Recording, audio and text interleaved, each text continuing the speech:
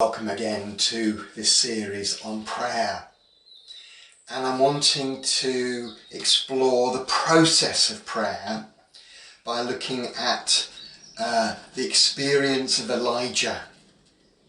Yesterday, or the last video, was an overview of that story, and now I'm going to take it apart and examine it in more detail. And first is the honesty of Elijah. Prayer starts with honesty. After Elijah triumphed as he served God on Mount Carmel, he was completely exhausted.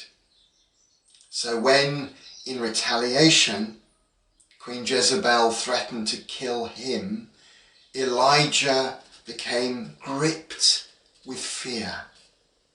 He ran to the town of Beersheba and from there walked for another whole day into the desert.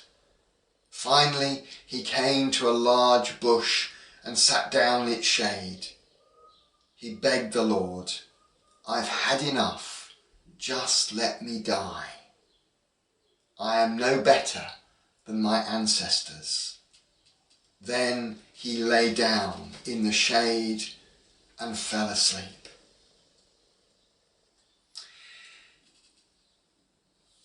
Honesty is difficult, and it doesn't come immediately. But prayer depends on our honesty, not pretending to be something before God, but being who we are. Perhaps this is why Jesus takes us away from these big spoken prayers where we can pretend to be different. Jesus wants us to be still and silent and pray few words, because there we can find honesty. And there's an invitation in this passage to acknowledge, maybe now, maybe in the past, times when we've been gripped by exhaustion. We just pushed ourselves too hard, pushing ourselves to do stuff when God just wants us to be with Him.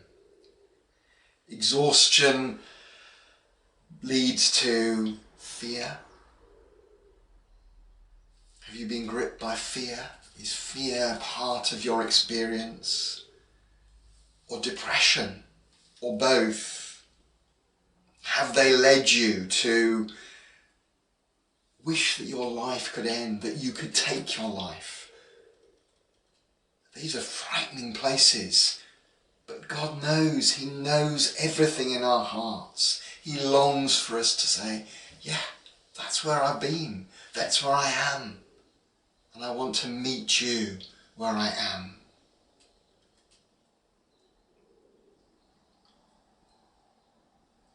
And we can bring these thoughts, these memories to God in prayer. Just open them before Him.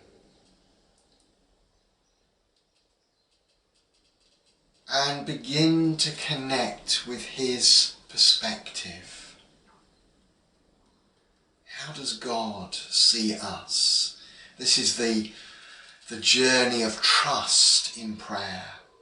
We dare to acknowledge who we really are before God and dread His response. How is God going to respond? Is He going to wag the big finger as we somehow expect because of authority figures in our lives who we model God on? Or is God going to reach out in love, accepting us as we are? Accepting us as we are, loving us. Maybe loving us so much that He doesn't leave us where we are, but loving us. And that knowledge that we are loved is the beginning of deeper prayer.